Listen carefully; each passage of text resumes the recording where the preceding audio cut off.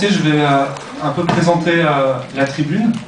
Donc tout au fond, c'est le camarade Yadi Koui, qui est membre du Parti communiste ouvrier d'Iran. Ensuite, Ziad Dimen, qui est membre des marxistes révolutionnaires au Maroc, groupé autour du journal Le Militant. Mohamed Diefsa, membre du Parti socialiste des travailleurs d'Algérie. Loumemba Mosni, membre de la Ligue de la gauche des travailleurs. Deux camarades de voix prolétarienne partisans. Et moi, je suis membre de Union pour le communisme. Et nous avons organisé ensemble ce meeting. Et voilà. Et ICO, Initiative Communiste Ouvrière. Donc avant d'introduire un peu ce débat, on voulait vous proposer une minute de silence pour tous ceux et toutes celles qui, notamment aujourd'hui au Maghreb et en Machrek, au Moyen-Orient, sont morts dans la lutte pour la liberté. On pense tout particulièrement au peuple libyen qui aujourd'hui fait face voilà, à des mercenaires de Kadhafi qui ne veut pas lâcher le pouvoir. Donc on vous propose une minute de silence avant de commencer ce meeting. Est-ce que je commence par nos espérances, qu'est-ce qu'on espère de cette évolution, ou commencer par ce qui se passe actuellement en Tunisie, parce que, comme vous le savez tous, je pense, la révolution, elle est en cours, elle n'est pas terminée. On a juste écrit la première page. C'est la première page, on a coupé la tête du dictateur. Mais ça reste tout le corps de la dictature, ça reste la dictature. Il y a une lutte féroce pour se débarrasser de Montlé, ce corps. C'est le régime de Ben Ali. Ben Ali, il a instauré un régime en fait. On a coupé la tête de ce régime, mais il nous reste le grand travail à faire. Donc, et comme vous le savez tous aussi, chaque révolution, elle partage la population en deux camps. Principalement en deux camps. Le camp progressiste, qui espère continuer la révolution, faire ses fins, ses finalités. Entre guillemets, la révolution tunisienne, ce n'est pas une révolution uniquement démocratique et politique, c'est une révolution qui a des revendications sociales et économiques profondes. Parce que, comme vous le savez, c'est la première revendication de Mohamed Bouazizi, c'est en fait, il a été humilié parce que il n'a pas pu travailler. Donc,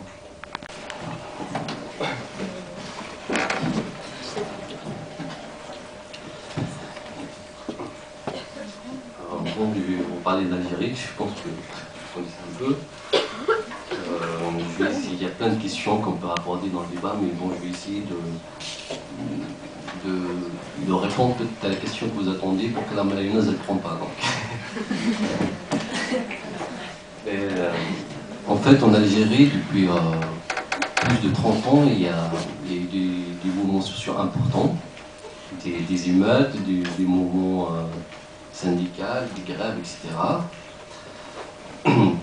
Et je vais essayer d'expliquer. Donc, à l'indépendance des pays, il y a eu ce qu'on appelle, il y a eu une colonisation à l'indépendance du pays. Il n'y avait pas une bourgeoisie nationale algérienne. Donc, c'est pour se constituer, il y a eu la création d'un État fort. Ce qui était valable, par exemple, pour l'Égypte. Et cette bourgeoisie, donc, elle a essayé de récupérer ses propres richesses, comme la nationalisation du canal du Suez, la compagnie du canal du Suez en Égypte en 1956. L'Algérie aussi, ils ont nationalisé les secteurs pétroliers en 1973, qui était à l'époque sous le contrôle de Total à 90%. Donc cette bourgeoisie, elle a fait ses premières tâches démocratiques, ça veut dire une éducation gratuite, une santé gratuite, et il y a eu depuis une révolution agrarienne. Donc, et quand on analyse ces pays ici, il faut les analyser dans un ordre mondial.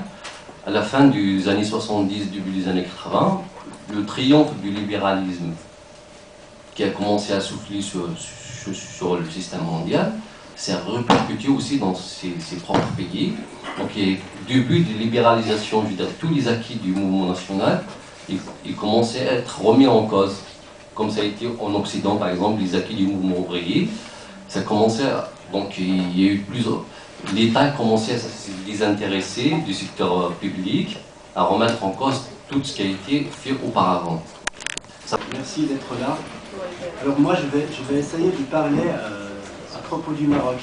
Je pense que c'est pas très intéressant de parler de l'histoire du Maroc, car c'est très clair. Seulement je veux dire que le Maroc, il y a un roi, il y a une monarchie dictature, autocrate et arriviste, une monarchie autocrate, car c'est le roi au Maroc qui fait le choix de Premier ministre. C'est le roi au Maroc, il a le droit même de démentaliser le Parlement. C'est lui le chef de l'armée, entre parenthèses l'armée royale, bah, c'est le roi. C'est la lune de la vie politique, économique, sociale et morale au Maroc. Alors voilà, c'est autre chose, un peu différent que soit l'Algérie, soit la Tunisie, soit l'Égypte, soit autre pays. C'est un roi qui hérite le pouvoir. Et ça, c'est pas seulement le plus intéressant, mais le plus intéressant, ce que je trouve plus intéressant peut-être que pour les camarades ici, c'est que la monarchie marocaine, pas seulement une force politique, mais aussi une force économique.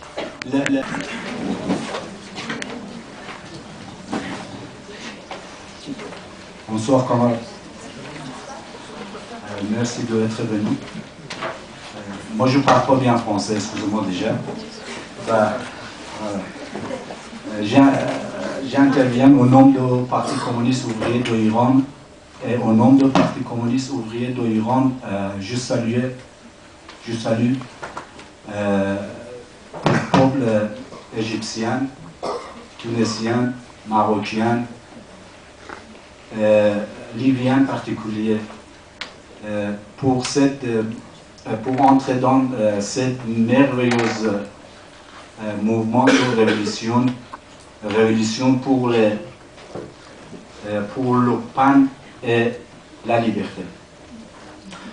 Bon, comme peut-être entre vous, vous savez, je suis iranien. À la fin du XXe siècle, il y a une grande révolution en Iran. Je voudrais intervenir sur ce sujet, que cette révolution, il est comment avancer, il est comment une révolution il pouvait avancer, et en plus comment il a battu par dirigé par la bourgeoisie. Pour expliquer ça, il faut que je recule un petit peu arrière.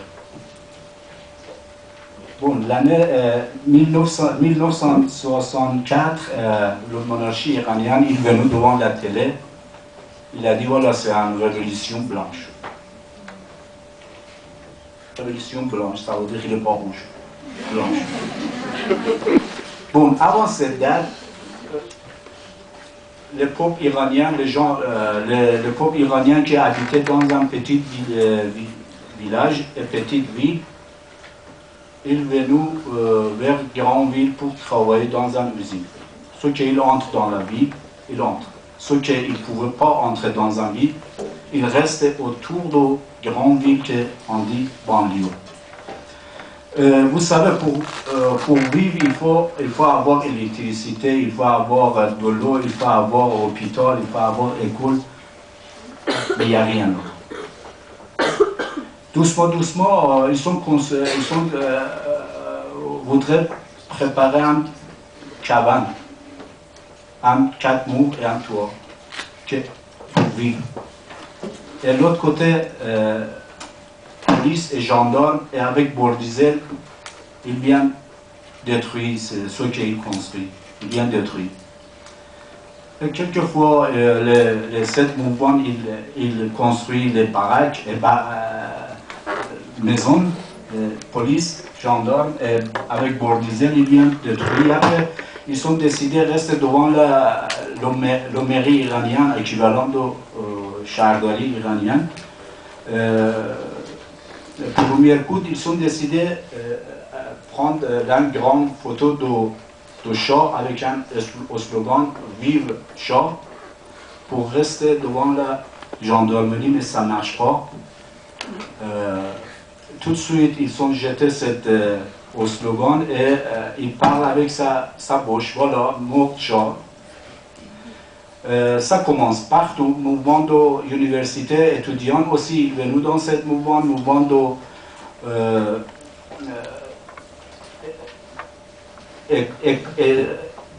école aussi, ils sont venus dans ce mouvement, et bien sûr, ouvriers étaient dans la société.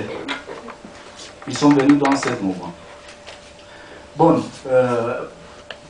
il est développé partout.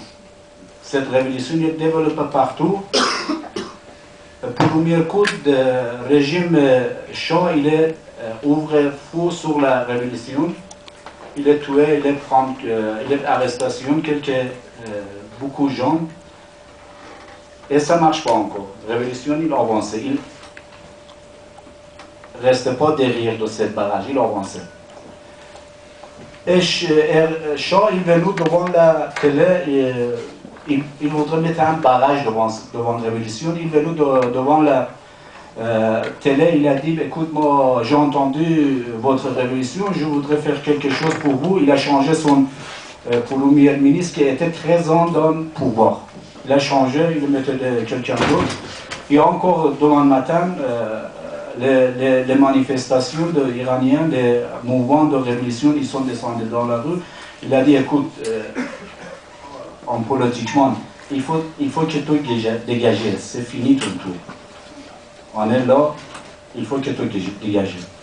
Bon, ça continue, révolution, ça continue jusqu'à que Shah, encore, il voudrait mettre deuxième barrage. Il mettait deuxième barrage, c'est-à-dire il a changé le gouvernement civil avec un gouvernement militaire. Gouvernement militaire, il est venu devant la télé, il a dit à partir de maintenant, 4 personnes dans la rue interdit. Soir, vous pouvez sortir, restez chez vous. Encore, cette révolution, il répondait à chaque écoute, il faut partir, c'est fini ton tour, il faut que dégager.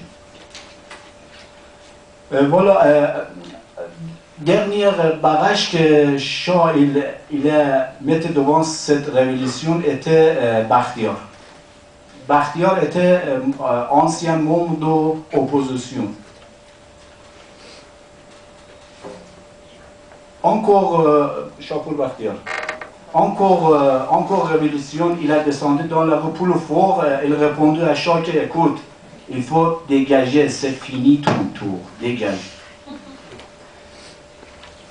Et l'autre côté Occident, le pays Occident, c'est-à-dire États-Unis, la France, Allemagne, etc., ils sont faire une réunion qui s'appelle réunion de Guadalupe. Là-bas, ils ont décidé qu'ils laissent tomber Shah et restent derrière le Khomeini.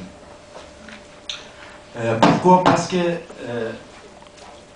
mouvement ouvrier qui déjà était dans la société, cette fois, il est parlé avec sa langue. Il est entré dans l'usine, il fermait le robinet d'eau patron.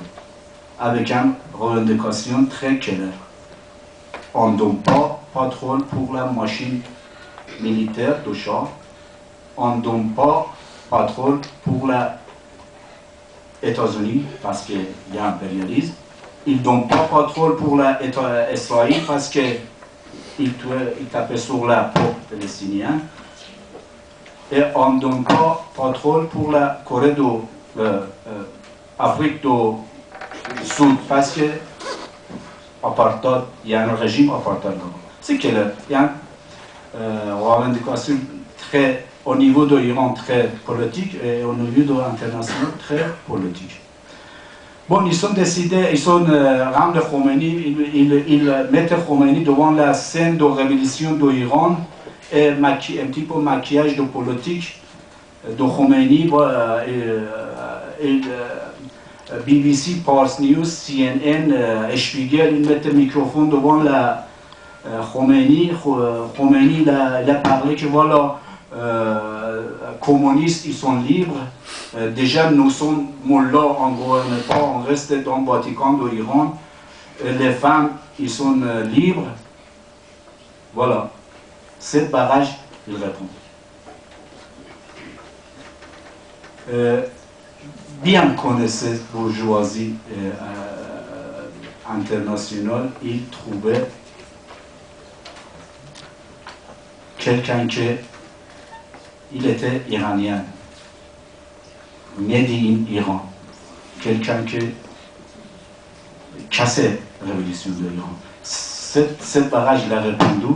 La majorité de révolutionnaires iraniens, ils sont partis vers Khomeini. Ce qu'il reste, c'est vrai, était au cours de manifestations, au cours de révolution de l'Iran.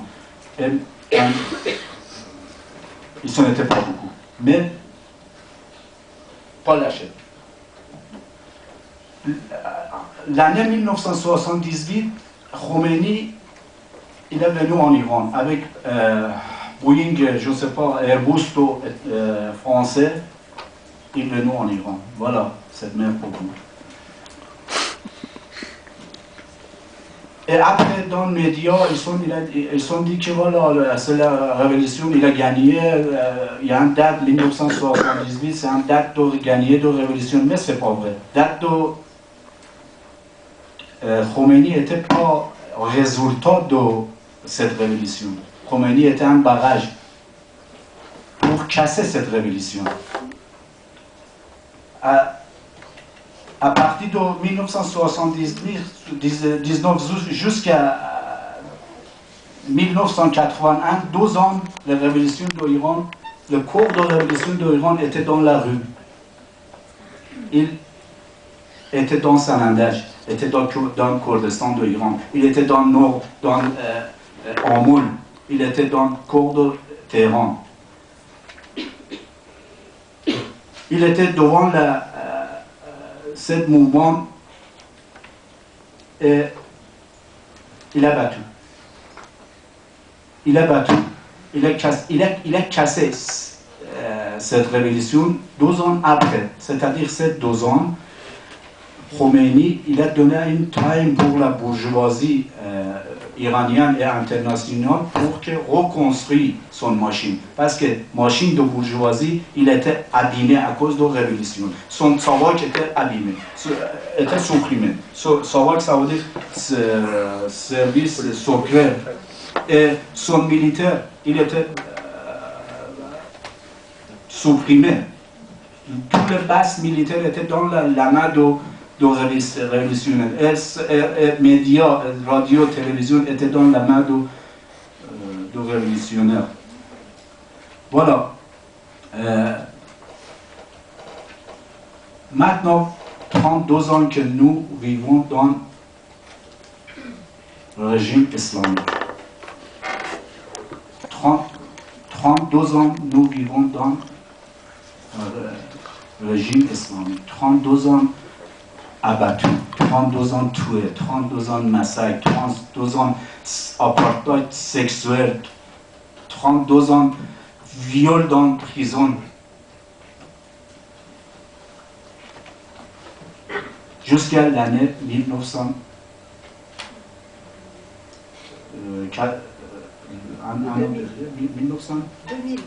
2009.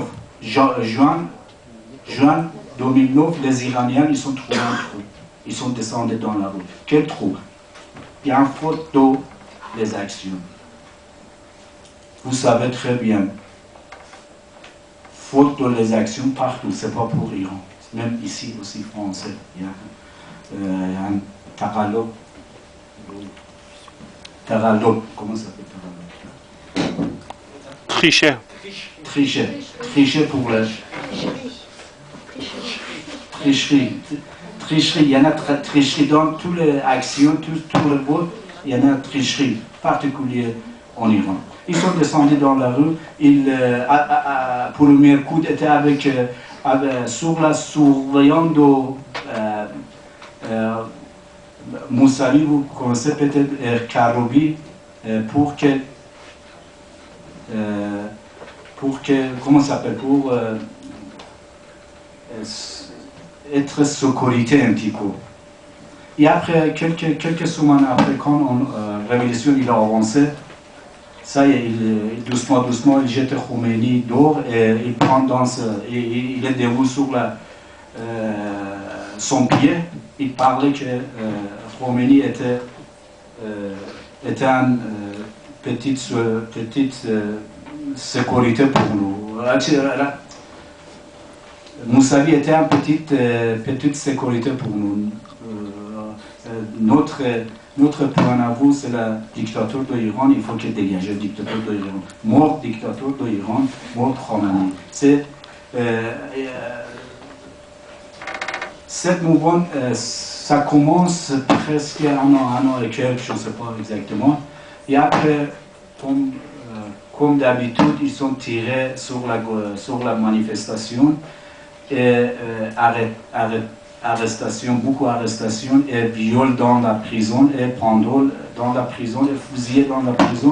Comme ça, ce mouvement encore reculé un petit peu. Révolution de Tunis, Égypte, il nous donnait un petit peu. Il nous donnait un petit peu chauffe, je ne sais pas comment je peux expliquer ça. Voilà, un petit peu espoir pour descendre dans la rue était une bonne solution. Solidarité avec les révolutions de Tunis. Voilà, les Iraniens, pour dernière fois, encore le 14 février et 20 février, ils sont descendus dans la rue, mais cette fois était pas la même qualité qu'avant. Cette qualité était très haute. Il a expliqué directement qu'il faut dégager le dictateur Khamenei. Il faut que tu mourir, il faut que tu te dégages. Après Ben Ali, Moubarak, la tour de Seyed Ali, parce que le chef de révolution de l'Iran, il s'appelle Seyed Ali. Bon, ce que je voudrais ajouter ce soir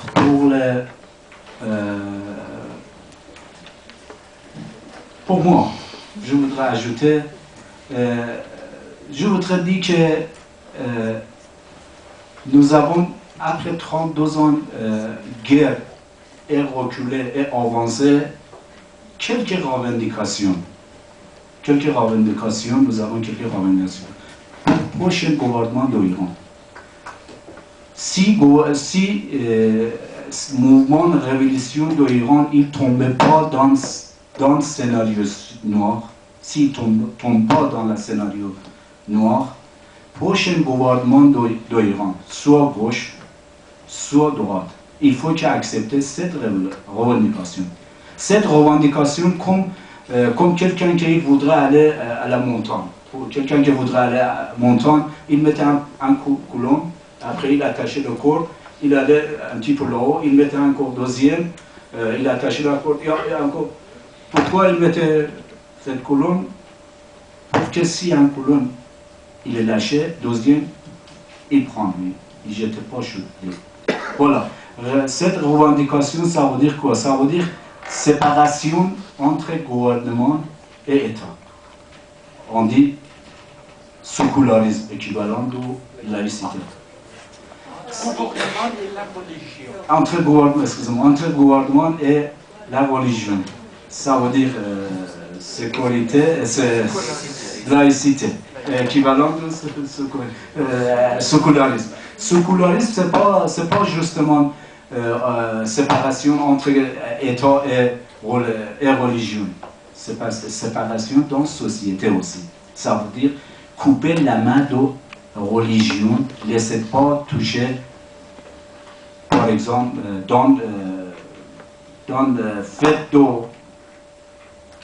mariage ou cérémonie de mort. Ne laissez pas toucher les enfants. Mettez hijab sur la petite fille et coupez zizi de garçon. Circonciso. Et un minimum salaire pour les ouvriers. Ça veut dire quoi? Pour les ouvriers et les autres, ça veut dire quoi? Ça veut dire que pour les ouvriers, ils vivent comme un être humain.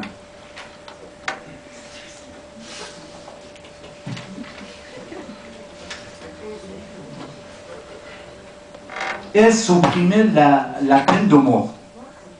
Supprimer la peine de mort. Lapidation. Bon, etc. Cette révolution, cette revendication, c'est très clair. Avec gauche, qu'on espère nous gagner. Nous gagner, on espère nous gagner. Si on ne peut pas gagner, chaque gouvernement qui peut prendre l'État après la République islamique, il faut qu'il accepte ça. Voilà, pour finir, comme tous les êtres humains de ce monde, nous voulons une vie meilleure.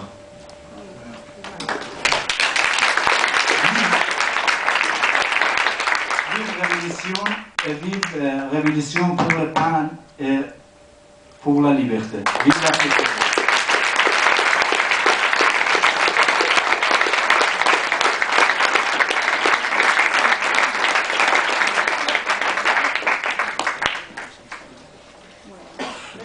Maintenant, on pensait prendre du temps pour poser des questions et débattre entre nous. Et après, on discutera de ce qu'on fait après.